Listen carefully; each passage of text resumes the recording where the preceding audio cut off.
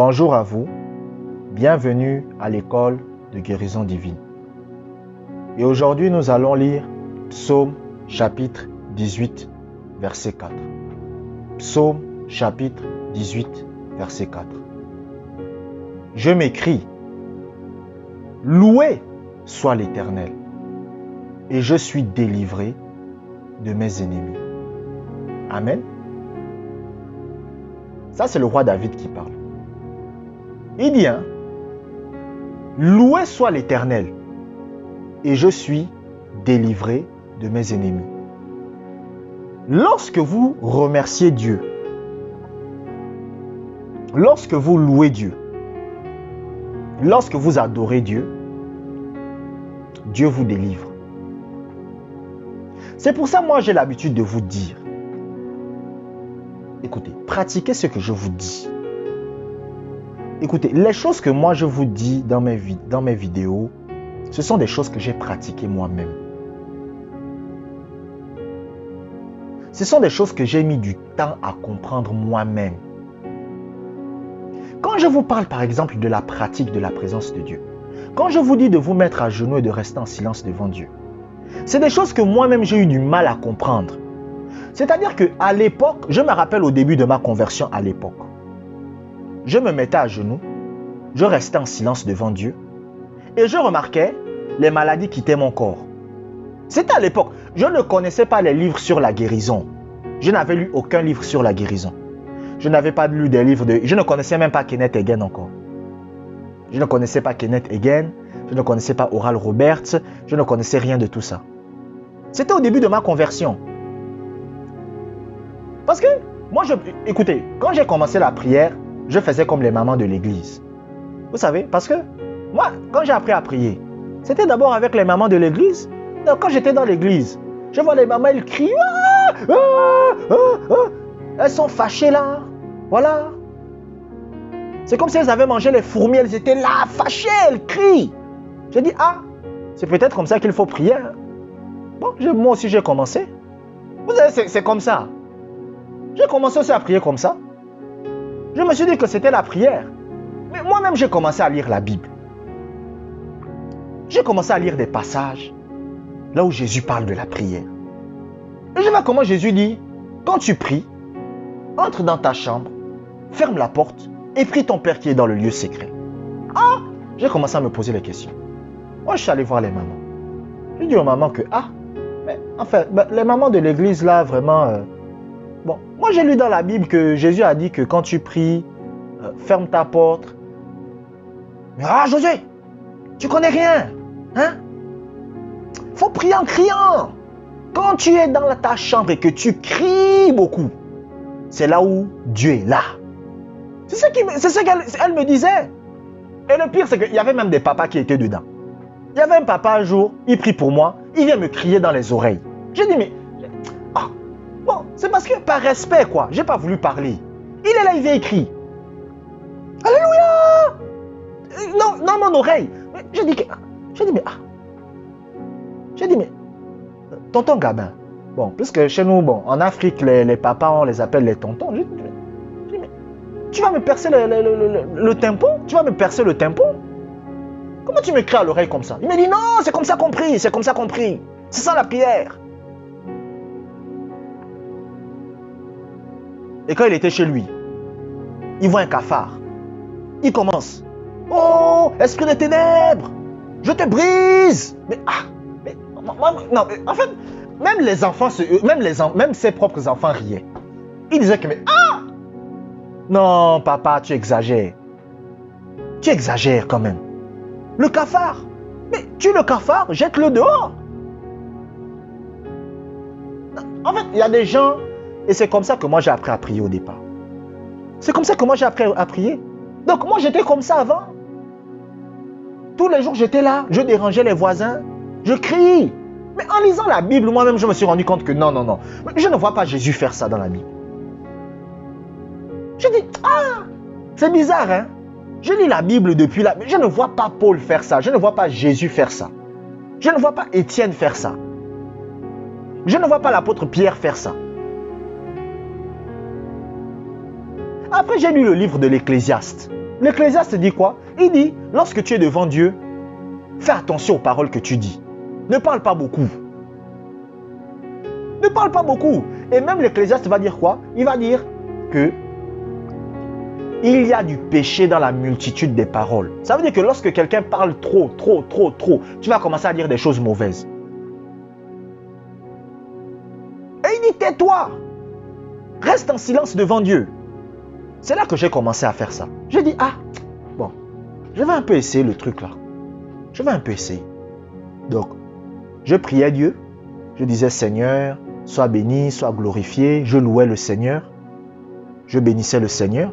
Je n'avais pas encore lu les livres de Kenneth Hagin, tous ces trucs-là. Je remerciais Dieu, je bénissais Dieu. Et après, je restais en silence devant Dieu. Je ne disais rien. Je ne disais rien. J'étais là. J'étais là. 15 minutes. 20 minutes. 30 minutes. Bon, après j'arrêtais. Le lendemain, je reviens encore. Je fais la même chose. Je me mets à genoux. Je commence à louer Dieu, à remercier Dieu, à bénir Dieu. Je fais aussi quelques petites prières là, pour la famille, tout ça. Je ne priais même pas encore en langue à l'époque. C'était au début de ma conversion. Peut-être 1 mois, 2 mois après. Donc, je faisais ça. Après, je restais en silence. Je suis là en silence devant Dieu. Je suis là en silence devant Dieu. J'ai fait ça. Au bout de 4 jours, les maladies ont commencé à quitter mon corps. Moi-même, j'étais étonné. J'ai dit, mais qu'est-ce qui se passe? J'ai commencé à avoir des visions. J'ai commencé à avoir des visions. C'est-à-dire, le Seigneur me montre comment dans mon quartier, il y a des créatures bizarres. Je regarde, puis je dis, ah, les créatures qui sont comme dans Alien. Je ne sais pas si vous avez déjà suivi le film Alien. Donc, les créatures sont là. J'ai dit, mais quoi? Mais ça, c'est des créatures qui sont dans le quartier? J'ai dit, c'est les monstres comme ça qui sont dans le quartier qui font le désordre ici, là. J'ai commencé à vivre des expériences. Un jour, il y a un jeune qui vient devant moi. Je commence à lui parler. Il commence à pleurer. Il me dit, ah Josué, tu es en train de parler de ma vie. J'ai envie de donner ma vie à Jésus. J'ai commencé à vivre des choses que moi-même j'étais dépassé. Parce que je restais en silence. Vous comprenez? Parce que je restais en silence. La Bible dit que David fait quoi? Loué soit l'Éternel. Et il est délivré de ses ennemis. C'est pour ça que je vous dis, lorsque vous venez devant Dieu, que vous vous mettez à genoux, louez Dieu. Et après, restez en silence devant Dieu. Regardez ce que la Bible dit. Ouvrons un deuxième passage. Lamentation, chapitre 3, verset 26. Lamentation, chapitre 3, verset 26. Il est bon d'attendre en silence le secours de l'Éternel. Amen. Regardez ce que la Bible dit. La Bible dit, il est bon d'attendre en silence, pas en criant, pas en pleurant, mais en silence le secours de l'Éternel. C'est-à-dire lorsque vous venez devant Dieu, vous louez Dieu, vous remerciez Dieu pour votre guérison, pour votre bonne santé. Et après, pendant que vous êtes à genoux, vous restez en silence. La Bible dit que c'est une bonne chose. La Bible dit que c'est bon.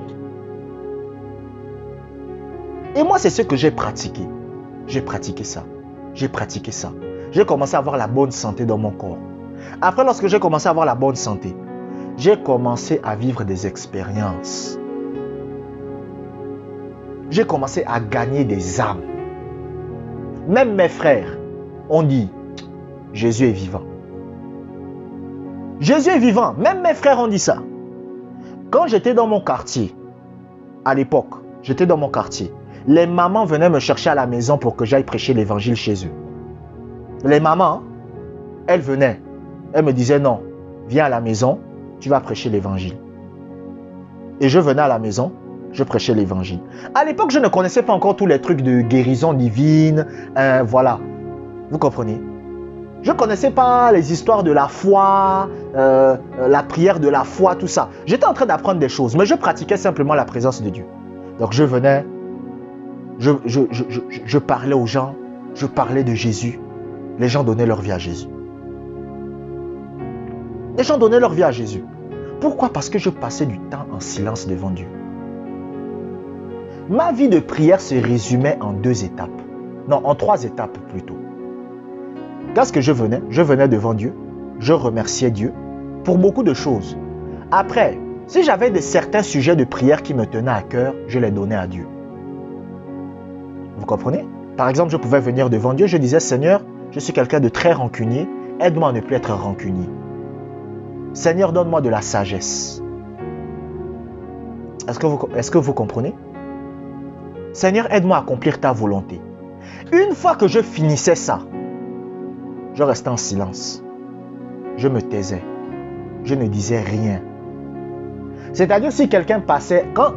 Écoutez, à l'époque, quelqu'un passait devant ma chambre, vous n'allez rien entendre. Et j'ai commencé à vivre des choses. Et après, par la suite, j'ai été baptisé du Saint-Esprit.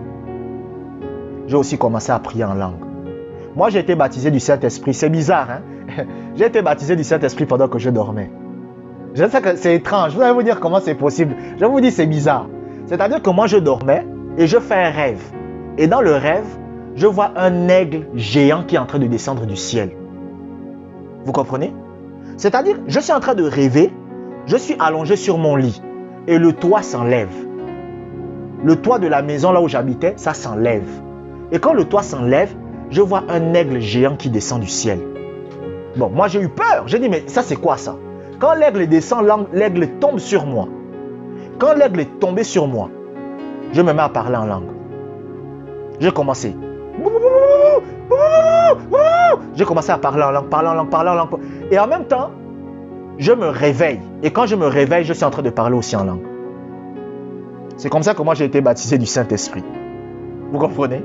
C'est bizarre. Et je ne savais même pas c'était quoi. Et quand moi j'ai été baptisé du Saint-Esprit et que je priais en langue, moi je croyais que c'était pas, je pensais que c'était les fausses langues. Je disais, je suis allé voir mon pasteur, j'ai dit que, mais j'ai fait un rêve, j'ai vu un aigle qui est tombé sur moi. J'ai commencé à parler une langue que je ne comprends pas. Il m'a dit non, c'est le baptême du Saint-Esprit. J'ai dit, J'ai dit, ok, d'accord. Et j'utilise cette langue lorsque je suis dans l'intercession. C'est-à-dire lorsque je veux intercéder, je prie cette langue-là. Voilà. Par exemple, lorsque le Saint-Esprit me dit intercède, je commence à prier en langue. Parce que la prière en langue, c'est l'intercession. Vous comprenez? Un intercesseur, c'est quelqu'un qui prie en langue. Mais la pratique de la présence de Dieu, c'est la communion. Est-ce que vous comprenez? C'est pour ça que moi, je fais les deux. J'ai la communion et j'ai aussi l'intercession. La communion, c'est lorsque je reste en silence devant Dieu. Et l'intercession, c'est lorsque je prie en langue. Maintenant, la pratique de la présence de Dieu va faire quoi? La puissance de Dieu va commencer à opérer en vous. C'est-à-dire que votre corps va commencer à expérimenter la bonne santé.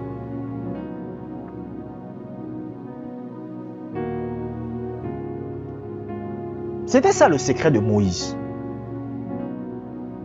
Moïse, lorsque vous lisez la Bible, on vous dit que Moïse, chaque matin, se levait et il allait à la tente d'assignation, c'est-à-dire là où se trouvait la présence de Dieu, et il se mettait à genoux.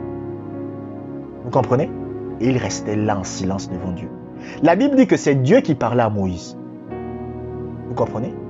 Moïse ne parlait pas beaucoup à Dieu. C'est-à-dire Moïse ne disait pas à Dieu, fais ceci. Non. Moïse ne parlait pas beaucoup à Dieu. Lorsque vous lisez les prières de Moïse dans la Bible, les prières de Moïse ne duraient pas plus de 5 minutes. Cette prière était courte. Vous comprenez? Parce qu'il avait compris ce principe-là. Mais c'était quelqu'un, il passait beaucoup de temps devant Dieu. Mais lisez Jésus. Lorsque Jésus arrive devant Dieu, qu'est-ce qu'il fait? Il va dire, Seigneur, je n'ai pas envie d'aller mourir à la croix, mais aide-moi à accomplir ta volonté. Pendant le reste du temps, qu'est-ce qu'il a fait? Il est resté en silence. Donc, si vous voulez voir la puissance de guérison, apprenez à rester en silence. Mettez-vous à genoux, restez en silence devant Dieu. Restez en silence devant Dieu. Et vous allez commencer à voir la guérison se manifester. Est-ce que vous comprenez? Abonnez-vous pour des prochaines vidéos. la grâce du Seigneur soit avec vous.